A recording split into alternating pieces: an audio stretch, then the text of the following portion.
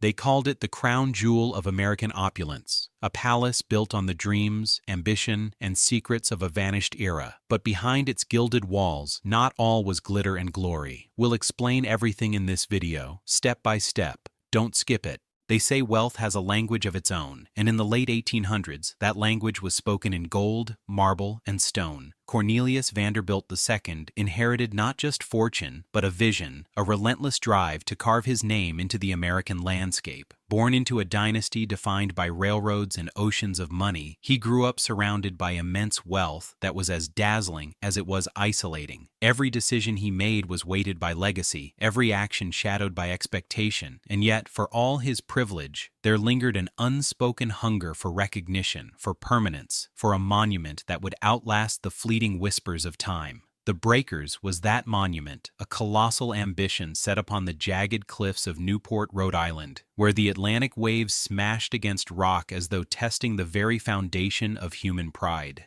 Before the Breakers, there was another mansion, an earlier attempt at grandeur that burned away in a single night. The fire was a cruel reminder that even the wealthiest could not command everything. Yet Cornelius refused to yield to misfortune. If anything, the loss inflamed his obsession, propelling him to rebuild larger, more ornate, more perfect than anyone had ever dared. He summoned architects, artisans, and craftsmen from across the Atlantic, men whose lives would be consumed by the detail of his vision.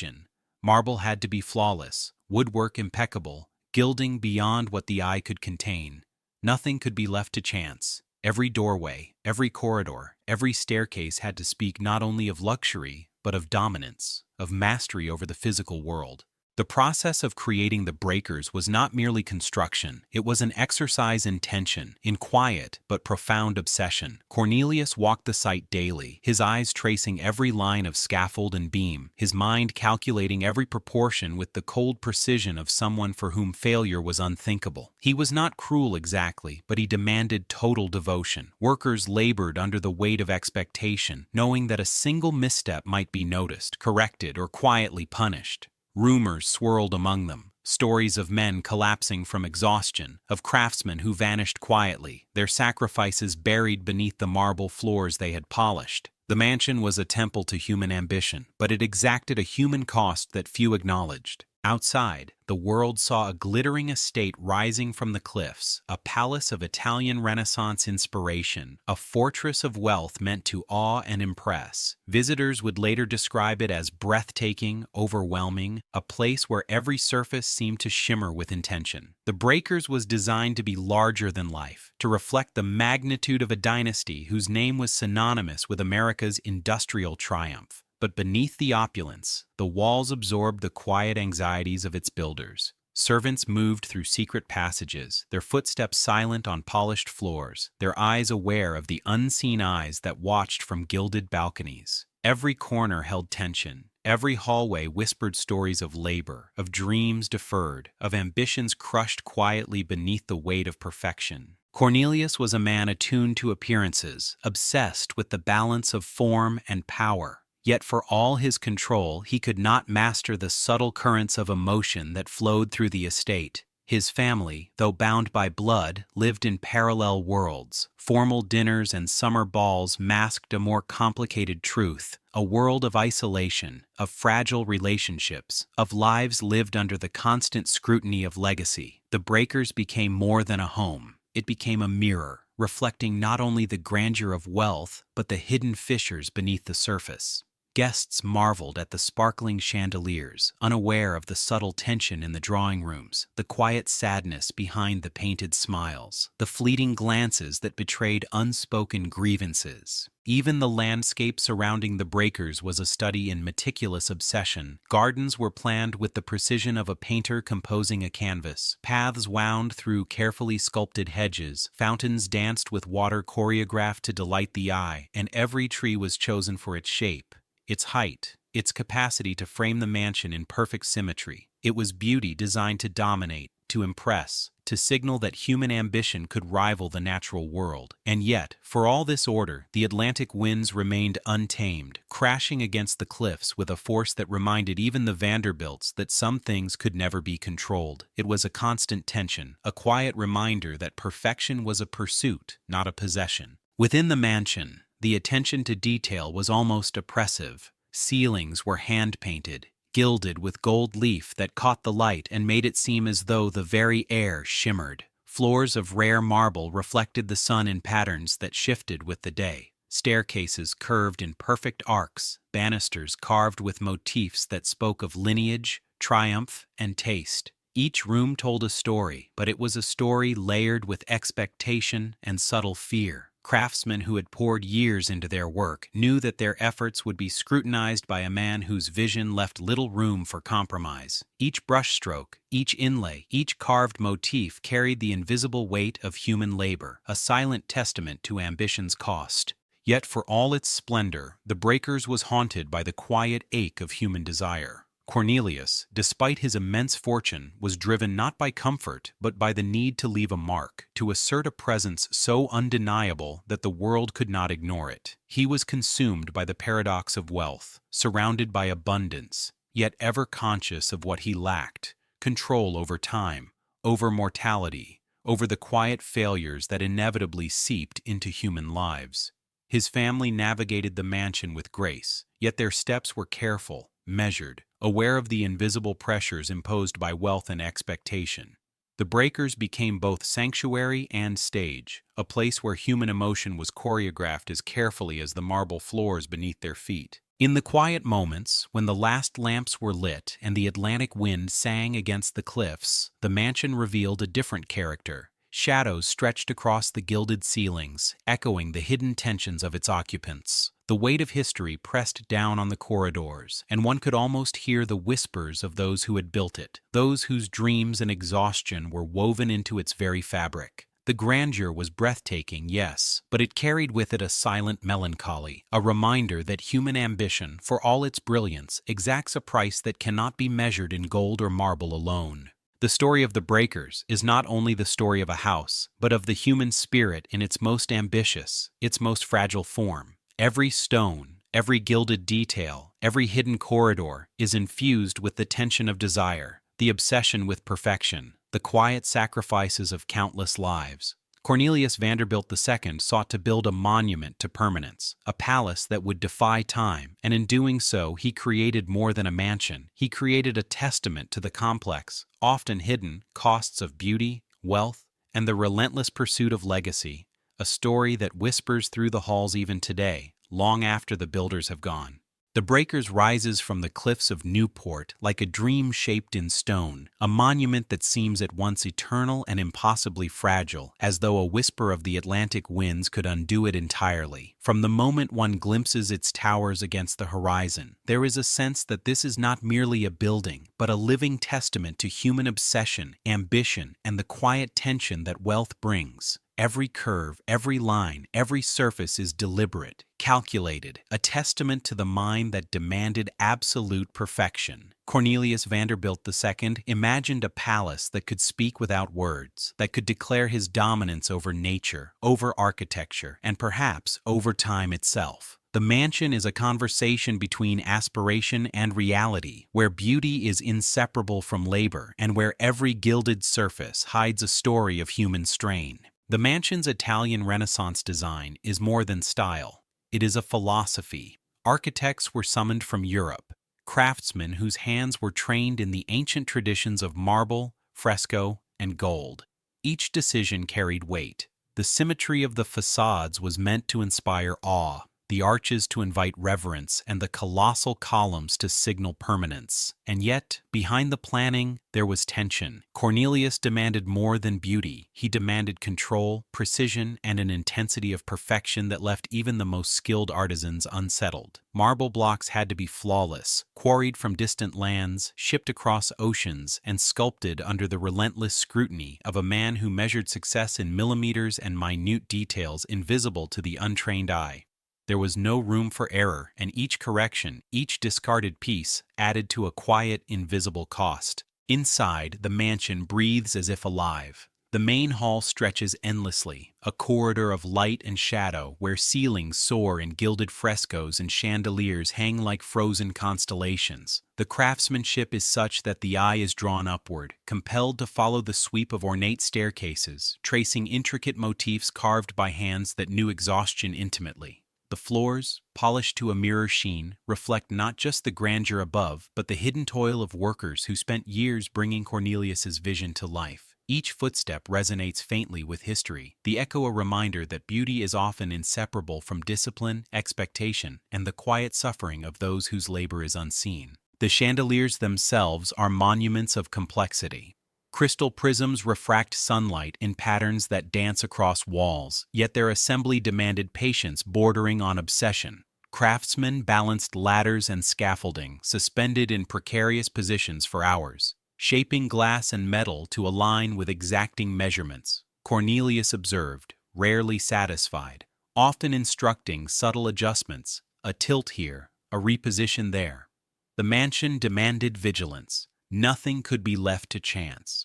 And within this pursuit of flawless elegance, there lingered the tension of fragility, the knowledge that a single miscalculation could disrupt the harmony painstakingly constructed over years. Ceilings were painted with scenes of myth and history, vast narratives spanning entire rooms, intricate as a tapestry. Frescoes depicting classical tales were executed with such care that the brush strokes seem alive, yet each stroke represents hours of strained focus, sweat, and the pressure of human expectation. Artisans worked in silence, aware that the gaze of the master could turn praise into dissatisfaction, that a flaw could mar not only their labor but the grand vision itself. And yet, in those moments of quiet intensity, a strange beauty emerged. The intersection of ambition, skill, and subtle tension that infused every inch of the mansion with life beyond mere decoration. The staircases curve like rivers frozen in stone, guiding visitors through rooms of varying scale and intimacy. Handrails carved from rare wood carry patterns that echo the family crest, yet each curve and twist took months to perfect. Craftsmen carved while standing precariously above polished marble, muscles burning, hearts straining under the weight of expectation. They labored not just to build a staircase, but to fulfill a vision that seemed almost impossible, to transform raw material into a conduit for power, elegance, and permanence.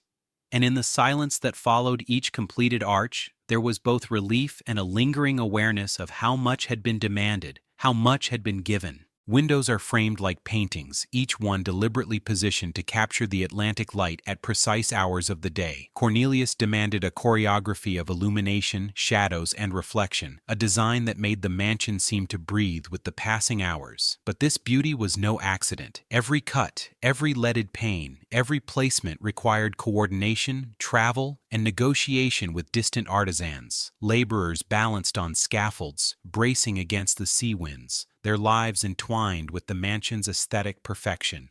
For visitors, the effect is effortless, breathtaking. For those who built it, every glow, every shimmer was a product of human tension, determination, and silent sacrifice. Even the furniture, hand-picked and designed to harmonize with the architecture, carries weight beyond the eye. Each piece was selected to reflect lineage and status, yet its creation involved more hours of unseen toil. Upholsterers, carpenters, and gilders labored for months on intricate patterns, perfecting every seam, every gilded edge. And all the while, Cornelius moved through the halls, imagining how the pieces would converse with the architecture, how light would play across them, how visitors would feel overwhelmed, awed, humbled. His obsession was total, consuming not just the building but the very people who shaped it. The gardens outside extend the mansion's grandeur into the natural world. Terraced lawns, sculpted fountains, and precisely aligned hedges speak of human control over nature, a delicate balance of beauty and design. Workers planted trees in exact positions, pruned hedges to achieve the illusion of symmetry, and installed water features whose mechanics demanded constant attention.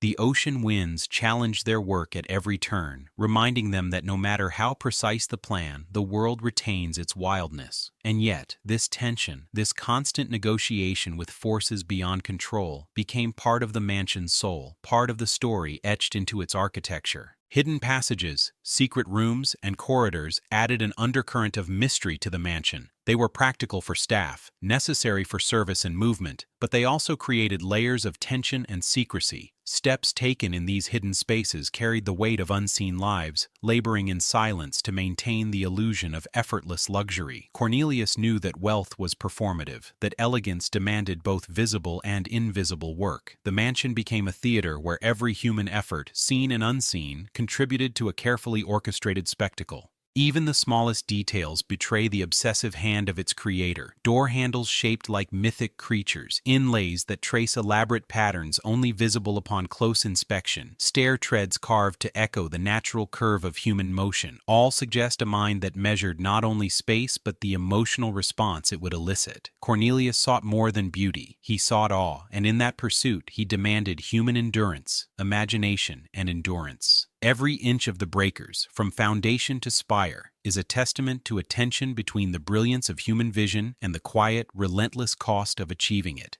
And as the Atlantic wind blows across the cliffs, as sunlight filters through towering windows and gilded surfaces, there is a moment when the mansion seems alive, its architecture whispering stories of obsession, sacrifice, and ambition. One feels the pulse of those who built it, the weight of their labor, the silent strain of perfection pressing against stone and glass. The Breakers is not merely a mansion, it is an experience, a monument to human obsession made tangible. A space where beauty and tension coexist in every echo, every reflection, every shadow, drawing visitors into the quiet drama of ambition realized and the costs hidden beneath its grandeur. The Breakers is often admired for its grandeur, its gilded halls, its sweeping staircases, yet beneath the brilliance of its surfaces lies a quieter, deeper drama, one invisible to the casual visitor yet etched into every corner of the mansion. It is in these spaces, between the polished marble and the glittering chandeliers, that the human stories of ambition, desire, and tension reveal themselves. The Vanderbilts, like many dynasties, understood the theater of wealth, the power of appearances. But behind the sumptuous curtains and the laughter of grand balls, there existed a web of hidden lives, whispered conversations, and silent anxieties that no gilding could conceal. Servants moved through secret corridors with practiced grace, aware of their role in maintaining the illusion of effortless luxury. They were shadows in a world of light, invisible yet essential, their labor hidden behind closed doors and behind the sparkle of crystal. Each footstep, each careful placement of a polished surface was a small act of devotion, yet also a measure of personal tension, for any misstep could draw the attention of Cornelius or his family, who observed their world with exacting eyes. These corridors were the veins of the mansion, carrying not just people, but the hidden stories of sacrifice, of ambition tempered by the quiet fear of failure. In the drawing rooms, the family performed their lives with the precision of actors on a stage.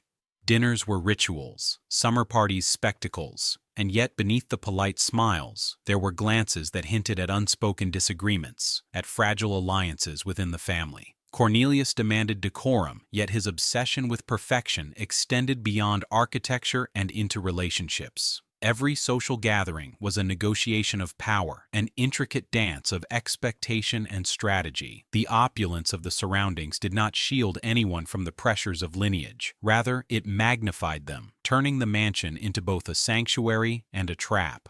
Even the children, though surrounded by wealth and beauty, felt the subtle weight of inheritance pressing upon them. They navigated grand hallways and sunlit balconies, acutely aware of their roles as heirs to a dynasty. Education, manners, social appearances, all were carefully orchestrated, as though their lives were being sculpted with the same meticulous care as the ceilings above them. The mansion became a classroom for ambition, a stage for the quiet shaping of character, a place where joy and expectation were often intertwined, where the laughter of play was tempered by the shadow of duty. Hidden rooms and alcoves were not merely architectural curiosities. They were witnesses to lives lived in tension. Letters exchanged in private corners, whispered secrets shared in the hush of late-night hours, all carried weight. Staff members, though loyal, had their own stories of longing, ambition, and quiet rebellion. Some became confidants of the family, privy to matters the public could never know, while others bore the strain of silent observation, their lives entwined with the household in ways invisible yet indelible. Each hidden space contained a fragment of human emotion, a trace of the choices and compromises required to sustain the illusion of perfection. The ballrooms, with their soaring ceilings and crystal chandeliers, were theaters of performance in every sense. Guests arrived in carriages, their footsteps echoing on marble, entering rooms where music, laughter, and conversation masked layers of tension beneath the surface. Rivalries played out quietly, gestures and glances hinting at ambitions, resentments, and desires that could not be spoken aloud.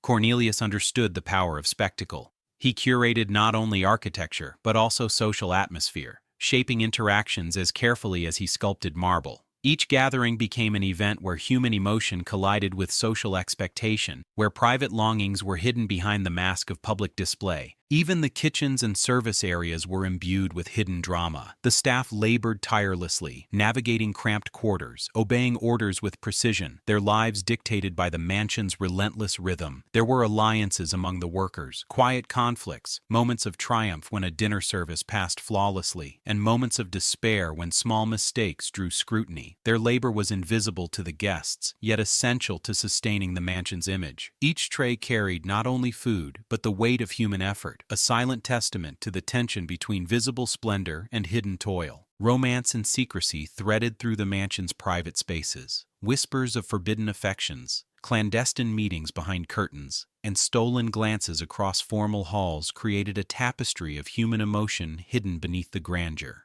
Some stories were fleeting, passing like shadows across the marble floors, while others lingered, shaping decisions, allegiances, and quiet regrets. The mansion itself seemed to hold its breath during these moments, as though the walls understood that beauty and desire are inseparable, and that the costs of ambition extend far beyond the visible. The pressures of wealth created rivalries not only among family members, but within the staff. Positions carried prestige, but also scrutiny. Alliances were formed and broken quietly, ambitions nurtured in secret corridors, and loyalty constantly tested. The mansion became a microcosm of society, a world where human emotion and social expectation collided, producing tension, triumph, and heartbreak in equal measure. Every polished surface reflected not only light, but the weight of countless unseen struggles, and each echoing footstep was a reminder that beauty is often inseparable from sacrifice. Even the gardens, meticulously arranged and terraced with careful precision, were arenas of hidden labor and quiet drama. Gardeners worked in solitude, contending with weather, pests, and the exacting standards imposed by Cornelius and his family. The pathways, fountains, and blooms were intended to enchant visitors, yet each arrangement carried the imprint of human effort, hours of toil, and the constant pressure to maintain perfection. Nature was both collaborator and adversary, and those who worked within its frame became attuned to the subtle rhythms of success and failure, of patience tested by circumstance and expectation.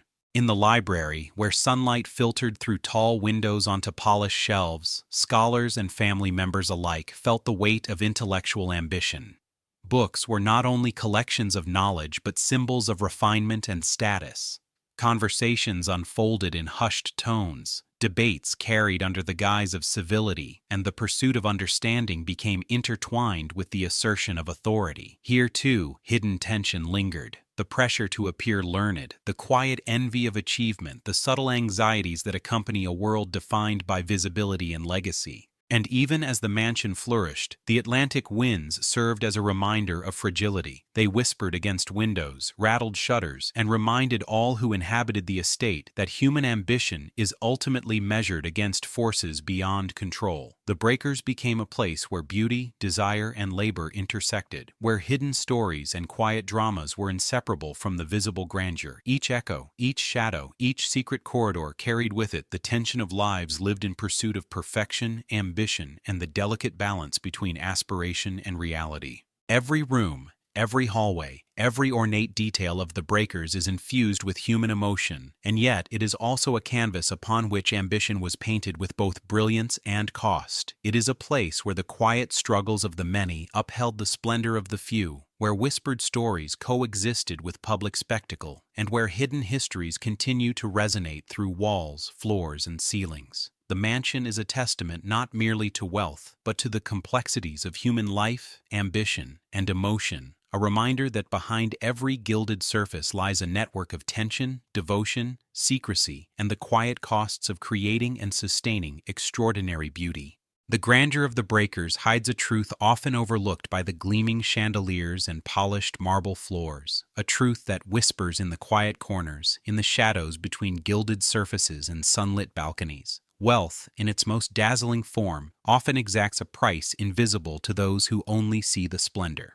Cornelius Vanderbilt II may have envisioned a palace that defied time, a monument to human ambition, yet every brick, every column, every painstakingly carved detail carries the weight of human toil, sacrifice, and quiet suffering. The mansion's beauty is inseparable from the cost it demanded, the lives shaped, strained, and sometimes broken in the pursuit of perfection. Construction of the breakers was not merely an architectural endeavor, it was a test of human endurance. Artisans from across continents were brought to Newport, each one a master of their craft, yet each subjected to relentless scrutiny. Cornelius walked the site daily, his eyes measuring precision, his mind calculating perfection. There were moments of triumph when a staircase curved flawlessly, a fresco captured the intended emotion, a chandelier reflected sunlight with a delicate brilliance. Yet those triumphs were shadowed by tension, exhaustion, and quiet despair. The work demanded long hours, unyielding focus, and in some cases, sacrifices that were never acknowledged, never recorded, yet remain woven into the mansion's very fabric. The laborers, who often arrived before dawn and departed after dusk, moved through scaffolds, ladders, and treacherous heights, their bodies straining under physical and mental demands. The marble, imported from distant quarries, was heavy, unwieldy, requiring precise alignment,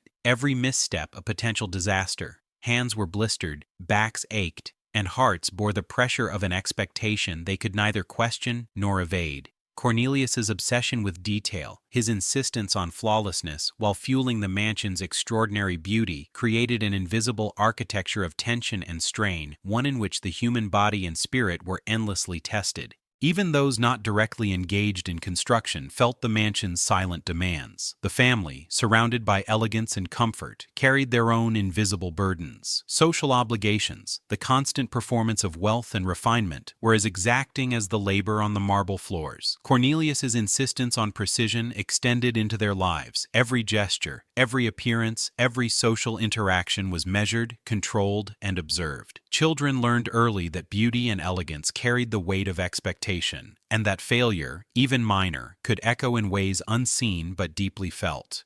The mansion became both a sanctuary and a crucible, shaping not only the stones but the human souls within its walls. Tragedy arrived in subtle forms, sometimes masked by laughter, sometimes hidden behind the brilliance of chandeliers. The relentless pursuit of perfection produced moments of isolation, where individuals, aware of their roles in sustaining grandeur, felt the quiet erosion of spirit. Servants moved in corridors unnoticed by guests, yet their sacrifices were crucial to maintaining the illusion of effortless beauty. They carried fatigue like a second skin, balancing the delicate act of obedience and subtle self-preservation. The mansion demanded not only labor, but vigilance, and each day brought the possibility of exhaustion, overwhelming endurance, of human limits quietly tested and exceeded. In the grand dining rooms, beneath the frescoed ceilings, there was a tension that belied the polite smiles and refined gestures. Cornelius orchestrated gatherings with meticulous attention, ensuring that every arrangement, every place setting, every detail aligned with his vision of perfection. Guests were dazzled, yet few understood that behind the scenes, relationships were strained by expectation, ambition, and the quiet negotiation of personal desire versus social performance. The mansion itself became a vessel for human tension, a space where beauty coexisted with anxiety, where the cost of elegance was measured in subtle fractures and unspoken sacrifices. Even the gardens, with their terraced lawns, sculpted fountains, and carefully positioned trees, bear the imprint of human endurance tested against nature's unpredictability. Gardeners worked in isolation, contending with wind, salt, and sun, shaping the landscape to reflect the mansion's grand design. Their labor was invisible to those who walked the marble floors or danced in the ballrooms above, yet it was essential. Every petal positioned, every hedge pruned, every fountain aligned required precision, focus, and quiet resilience. Nature itself became a collaborator and an adversary, reminding all who labored that ambition is rarely without challenge, and that beauty, no matter how dazzling, demands vigilance, patience, and endurance. The mansion also absorbed emotional costs, subtle yet profound. Cornelius's relentless pursuit of perfection shaped not only the estate but the emotional lives of those who inhabited it. Family members navigated halls filled with expectation, social performance, and inherited pressure, while servants and artisans internalized the weight of precision and scrutiny. Love, joy, and connection existed within the estate, yet they were interwoven with tension, rivalry, and the quiet anxiety of maintaining appearances.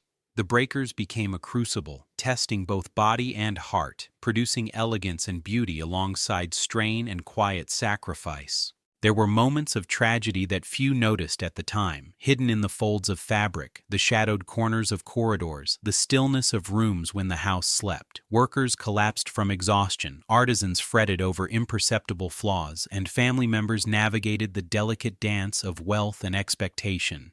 Each moment of triumph, every perfectly aligned staircase, every gleaming chandelier, every fresco capturing divine beauty, was accompanied by quiet human costs, the pressure of devotion, and the sacrifices of those whose lives were bound to the creation of something extraordinary. The mansion's scale amplified these human costs. The sheer size, the complexity of its design, the ambition embedded in every detail created a rhythm of life that was demanding, relentless, and exacting. Daily routines were structured around precision and performance, the mansion's beauty inseparable from human effort, labor, and tension. Cornelius understood this, yet he embraced it, seeing the strain not as a consequence, but as the necessary companion to creation. The result was breathtaking, a palace of light, marble, and gold, yet one in which every exquisite detail carries the echo of human endurance and sacrifice. Even now, long after the mansion was completed, the traces of that human cost remain. Shadows linger in corners where artisans once labored. Footsteps echo in hallways shaped by expectation, and the weight of ambition seems embedded in the marble itself. Visitors marvel at the brilliance, the elegance, the seemingly effortless perfection. Yet beneath the beauty is the quiet tension of lives devoted to something beyond themselves. The Breakers stands as a testament not only to wealth and power, but to the human cost of creating something extraordinary, a reminder that every gleaming surface, every gilded ceiling, and every polished floor carries with it the sacrifices, tensions, and tragedies of those who brought it into being. The Breakers, once the private domain of a dynasty defined by ambition and excess, now opens its doors to the world, a living relic of an era when wealth was measured not only in dollars but in scale, spectacle, and human devotion. Visitors approach cautiously, as if aware that the mansion carries both grandeur and invisible weight. The Atlantic wind brushes against the cliffs, carrying the scent of salt and history, and the first glimpse of the towers rising above the trees evokes awe tinged with unease, a reminder that beauty so vast demands care, vigilance, and a respect that surpasses admiration. Preservation is not merely about maintaining appearances. It is an ongoing negotiation with time, weather, and the fragile balance of human and material effort that created the estate in the first place. Those who work to preserve the Breakers understand this tension intimately. Conservationists, restorers, and historians navigate halls of marble, gilded ceilings, and frescoed walls, each step calculated to avoid damage, each action mindful of the mansion's history. Their labor is silent yet exacting, a delicate choreography between reverence for the past and the practical demands of the present. Every polished surface, every carefully restored painting carries traces of both past toil and present devotion, as if the mansion itself insists that its story be honored with the same precision once demanded by Cornelius Vanderbilt II. The mansion's restoration is a quiet battle against entropy. Marble floors, though resilient, bear the faint scratches of decades of footsteps. Gold leaf, brilliant yet delicate, requires constant attention, its luster threatened by time and humidity. Frescoes, painted by skilled hands long gone, need gentle intervention to preserve their vibrancy. The air hums with the labor of maintenance, the brushing of dust from intricate carvings, The careful application of restoration materials, the measured adjustments to lighting that ensure the mansion continues to appear as it did in its gilded heyday. In every action there is attention, a recognition that the breaker's survival depends on human vigilance and careful dedication. Even the gardens demand labor that is invisible to the casual observer. Groundskeepers tend to terraced lawns, sculpted hedges, and fountains with meticulous care, aware that one misaligned branch, one unchecked weed, could disrupt the harmony that defines the estate. Paths are swept, flowers pruned, water features maintained, and the rhythm of the ocean wind must be anticipated as it threatens both structure and flora. Each day, staff navigate a landscape as demanding as the mansion itself, balancing natural forces, historical accuracy, and aesthetic perfection. It is a quiet struggle, a negotiation between human effort and the inexorable passage of time.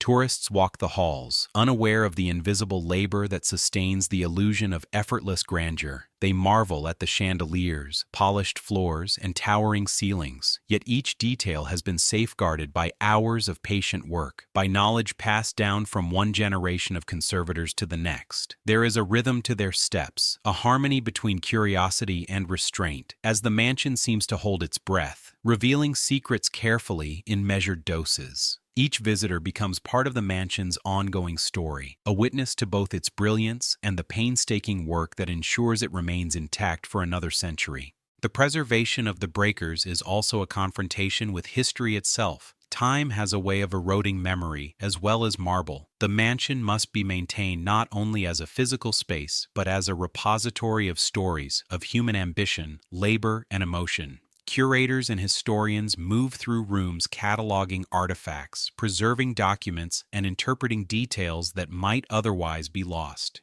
Every piece of furniture, every painting, every personal item is a thread in a vast tapestry of human experience.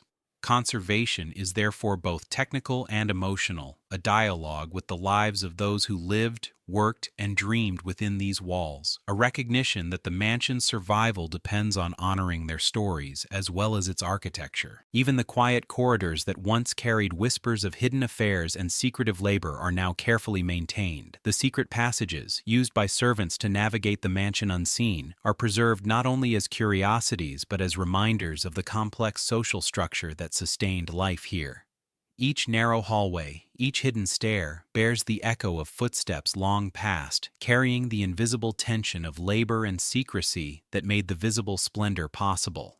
Restoration teams move through these spaces with meticulous care, aware that the mansion's history is encoded not only in its decorative surfaces but in its hidden structures, its secret paths, and the silent movements of those who inhabited them. Lighting is another challenge in preserving both the aesthetic and emotional impact of the mansion. Sunlight filters through tall windows, reflecting across gilded surfaces, illuminating frescoes, and casting shadows that animate the architecture in subtle, shifting ways. Conservators work to maintain this interplay, adjusting artificial lighting with precision, ensuring that modern intervention does not dilute the visual poetry conceived more than a century ago. The mansion becomes a living canvas, its atmosphere modulated to reveal not just beauty, but the tension, ambition, and quiet human costs that define its essence. Even the mansion's structural integrity demands constant vigilance. The foundations, though formidable, endure the relentless push and pull of the Atlantic tides. Walls, roofs, and terraces are monitored and maintained with the knowledge that even a minor failure could disrupt centuries of history. Preservationists act as custodians, mediators between past and future, interpreting the intentions of builders long gone while making decisions in the present that will shape generations to come. Every intervention is a negotiation, a careful balance between maintaining authenticity and protecting against decay, ensuring that the breakers remains both monument and home to memory. The human effort required to preserve the breakers mirrors the labor that originally created it. Craftsmen, artisans, and laborers of today echo the devotion and tension of those who built the mansion, though now their task is to safeguard rather than create. Every restored fresco, every polished surface, every carefully maintained garden is testimony to the continuity of human engagement with beauty and ambition. Preservation is not passive, it is an active relationship with history, a recognition that the mansion's story is ongoing, dependent on those willing to embrace both its splendor and its demands. Even as visitors marvel at the breakers, the mansion continues to teach lessons about the human costs of grandeur, the intersection of beauty and labor, and the delicate dance between ambition and fragility. Each preserved detail carries the echo of those who shaped it, the whispered tension of lives devoted to maintaining perfection, and the quiet triumphs of preservation in the face of time's inexorable advance. The mansion stands not simply as a relic of the past, but as a living testament to the ongoing dialogue between human effort, beauty, and history, a place where the past is meticulously honored, where labor and vision converge, and where every visitor is drawn into a story that is as much about people as it is about marble and gold. The Breakers is more than stone, marble, and gilding. It is a vessel of memory, a monument to the ambitions and anxieties of those who conceived it. Standing upon the cliffs of Newport, it gazes out at the Atlantic, timeless yet intimately tied to a century of human striving. Its walls, painted and carved with obsessive care, seem to hold a heartbeat, faint and steady, echoing the labor, devotion, and hidden tension of countless lives. Visitors are drawn into its orbit, not merely by grandeur, but by the quiet sense that this mansion is a living witness to ambition's fragile, extraordinary cost, a story written in marble, gold, and shadow. Walking through the grand hallways, one senses that each echo is imbued with history, each chandelier suspended not only by metal and chain, but by decades of aspiration, vigilance, and human endeavor. Cornelius Vanderbilt II sought permanence, a defiance of time. Yet he could not anticipate the subtle erosion that comes with centuries. The gradual fading of gilded surfaces, the whispering wear of footsteps on polished floors, the quiet decay of even the most resilient stone.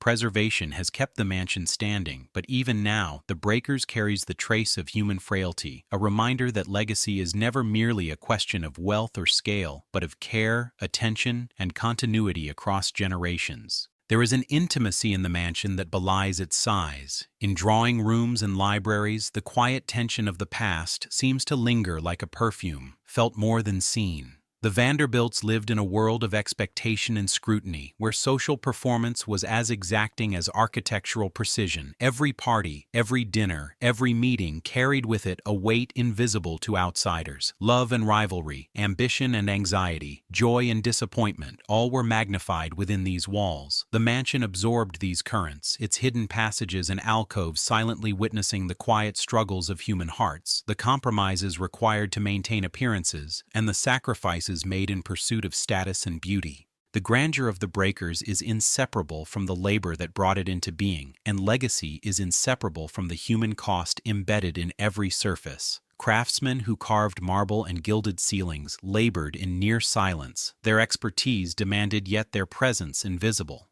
Their stories are largely unrecorded, yet they live on in every polished step, in every perfectly aligned staircase, in every glimmering chandelier. The mansion stands as testimony to this interplay of ambition and effort, a reminder that beauty is never free, and that the cost of creating something extraordinary is borne by countless hands and hearts, often without acknowledgement. Time has added layers to the mansion's narrative. Cornelius's descendants have walked these halls, sometimes in awe, sometimes in quiet apprehension. Visitors from around the world step into a space curated to inspire, to impress, and to evoke contemplation.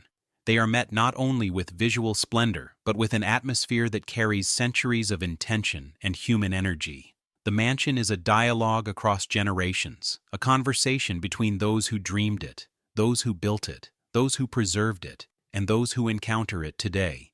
Each observer becomes part of the story, adding their own reflections, their own sense of wonder, their own recognition of the fragile brilliance of human achievement. Even the gardens, with terraces and fountains designed to extend the mansion into the natural world, speak of continuity and care. Plants bloom and fade, fountains dance and rest, yet the design remains steadfast, guided by those who maintain the estate's beauty. These caretakers act as intermediaries between the past and the present, balancing authenticity with practicality, ensuring that the mansion's physical and emotional resonance persists. Each flower pruned, each stone repaired, each fountain maintained becomes part of an ongoing legacy, a quiet act of devotion that sustains the mansion as a living monument rather than a static relic. The mansion's hidden corridors and secret passages continue to whisper their stories. Steps taken long ago by servants, artisans, and family members resonate still in the polished floors and silent corners.